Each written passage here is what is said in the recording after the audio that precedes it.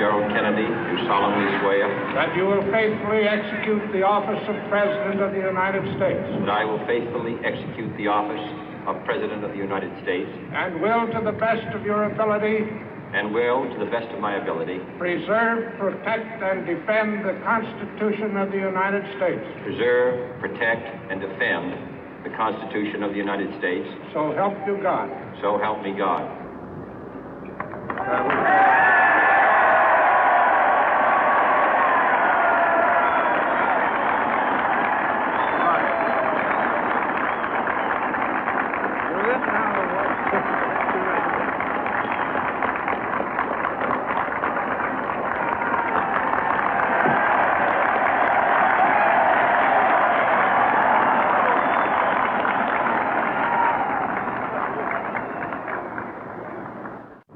Vice President Johnson, Mr. Speaker, Mr. Chief Justice, President Eisenhower, Vice President Nixon, President Truman, Reverend clergy, fellow citizens.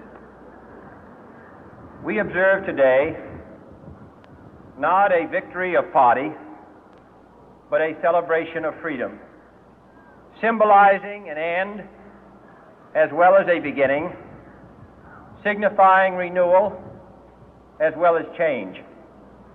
For I have sworn before you and Almighty God the same solemn oath our forebears prescribed nearly a century and 3/4 ago. The world is very different now, for man holds in his mortal hands the power to abolish all forms of human poverty and all forms of human life. And yet the same revolutionary beliefs for which our forebears fought are still at issue around the globe. The belief that the rights of man come not from the generosity of the state, but from the hand of God. We dare not forget today that we are the heirs of that first revolution. Let the word go forth from this time and place to friend and foe alike that the torch has been passed to a new generation of Americans born in this century, tempered by war, disciplined by a hard and bitter peace, proud of our ancient heritage, and unwilling to witness or permit the slow undoing of those human rights to which this nation has always been committed and to which we are committed today at home and around the world.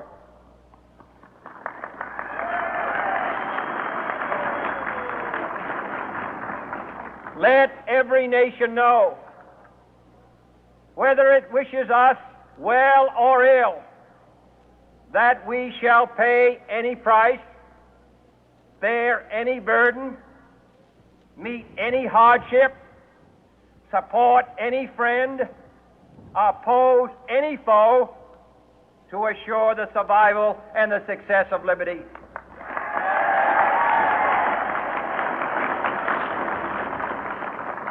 This much we pledge and more. To those old allies whose cultural and spiritual origins we share, we pledge the loyalty of faithful friends. United, there is little we cannot do in a host of cooperative ventures. Divided, there is little we can do, for we dare not meet a powerful challenge at odds and split asunder. To those new states whom we welcome to the ranks of the free, we pledge our word that one form of colonial control shall not have passed away merely to be replaced by a far more iron tyranny. We shall not always expect to find them supporting our view, but we shall always hope to find them strongly supporting their own freedom. and to remember that in the past, those who foolishly sought power by riding the back of the tiger ended up inside.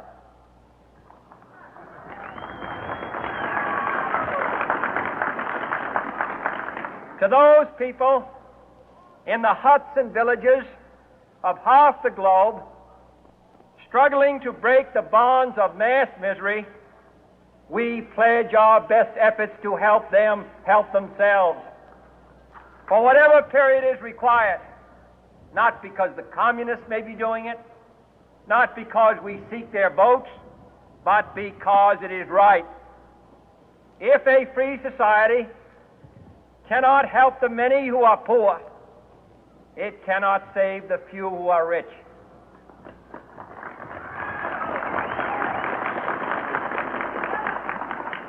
To our sister republics south of our border, we offer a special pledge to convert our good words into good deeds, in a new alliance for progress, to assist free men and free governments in casting off the chains of poverty. But this peaceful revolution of hope cannot become the prey of hostile powers. Let all our neighbors know that we shall join with them to oppose aggression or subversion anywhere in the Americas. And let every other power know that this hemisphere intends to remain the master of its own house.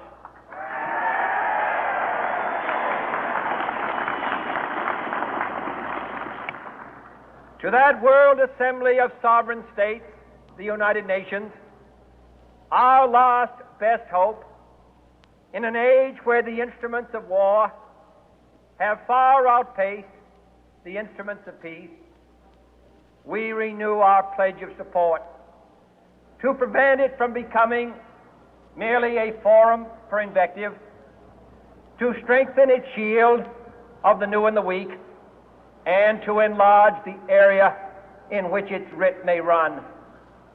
Finally, to those nations who would make themselves our adversary, we offer not a pledge, but a request that both sides begin anew the quest for peace.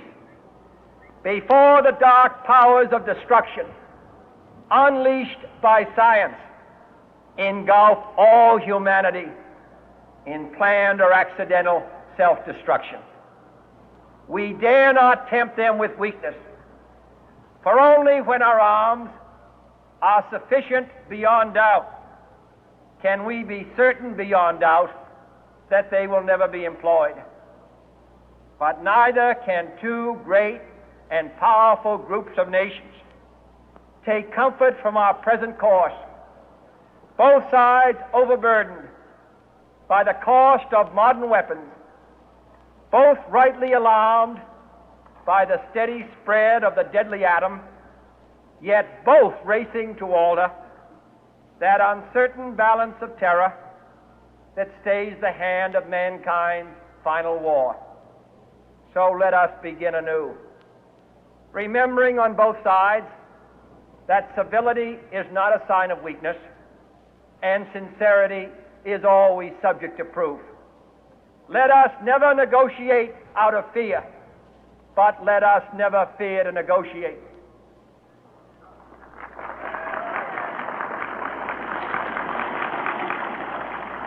Let both sides explore what problems unite us, instead of belaboring those problems which divide us. Let both sides, for the first time, formulate serious and precise proposals for the inspection and control of arms, and bring the absolute power to destroy other nations under the absolute control of all nations.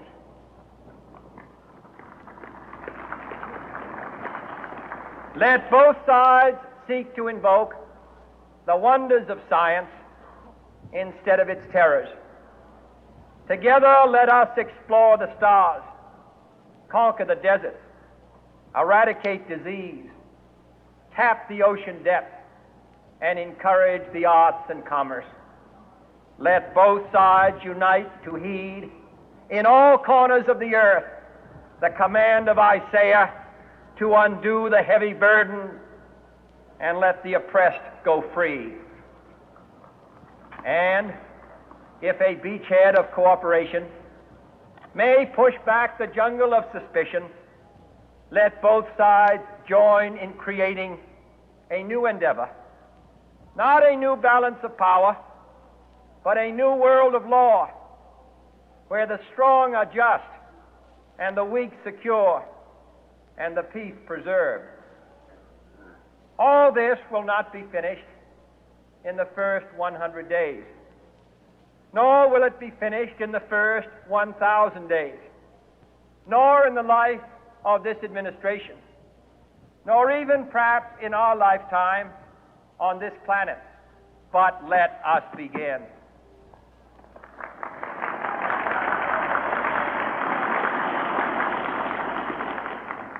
In your hands, my fellow citizens, more than mine, will rest the final success or failure of our course.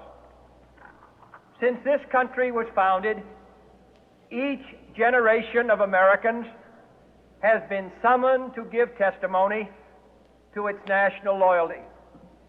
The graves of young Americans who answered the call to service surround the globe.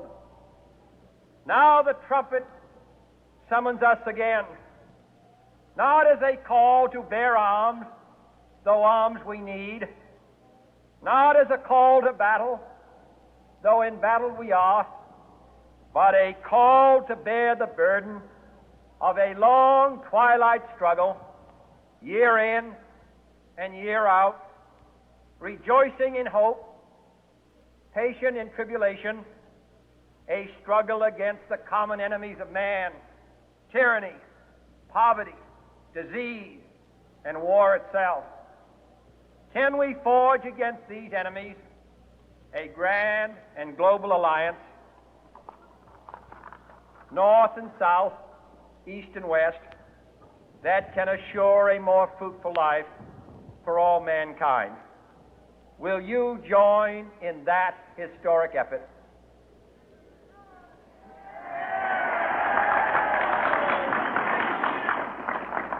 In the long history of the world, only a few generations have been granted the role of defending freedom in its hour of maximum danger.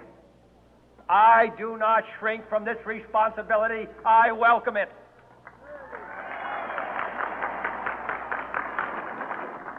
I do not believe that any of us would exchange places with any other people or any other generation. The energy, the faith, the devotion which we bring to this endeavor will light our country and all who serve it. And the glow from that fire can truly light the world. And so, my fellow Americans, ask not what your country can do for you, ask what you can do for your country.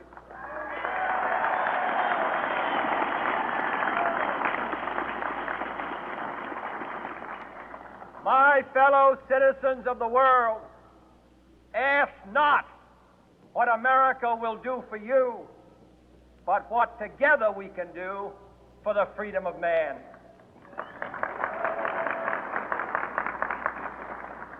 Finally, whether you are citizens of America or citizens of the world, ask of us here the same high standards of strength and sacrifice which we ask of you.